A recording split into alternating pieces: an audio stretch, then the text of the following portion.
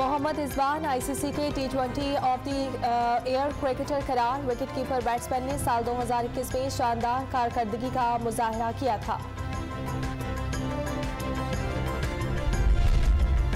अफगानिस्तान में इंसानी बहरान से निपटने के लिए आवाज़ उठाता रहूंगा। लोग इंसानी बहरान की आगाही के लिए मेरी आवाज़ से आवाज़ मिलाएं। बढ़ते बहरान से लाखों अफगान शहरियों को फाका कुशी का खदशा है। वज़ीर आज़म इमरान खान का ट्वीट। हुकूमत में आने से कबल इमरान खान ने 22 साल जदोजहद की। इन 1000 लोगों में शामिल था जिन्होंने इमरान खान को वज़ीर आज़म बनाया। गवर्नर पंजाब का तकरीब से खिताब। जनूबी वज़ीरिस्तान के इलाके सरवाकी में दहशतगर्दों के छुपे होने की इत्तला पर सिक्योरिटी फोर्सेस का सर्च ऑपरेशन।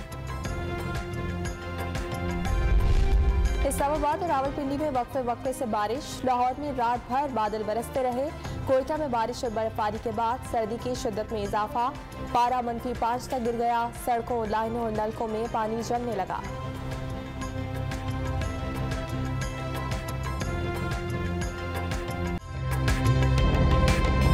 ताज़ा तरीन वीडियोस के लिए हमारा YouTube चैनल सब्सक्राइब करके बेल आइकन प्रेस करिए ताकि आपको मिले हर अपडेट सबसे पहले।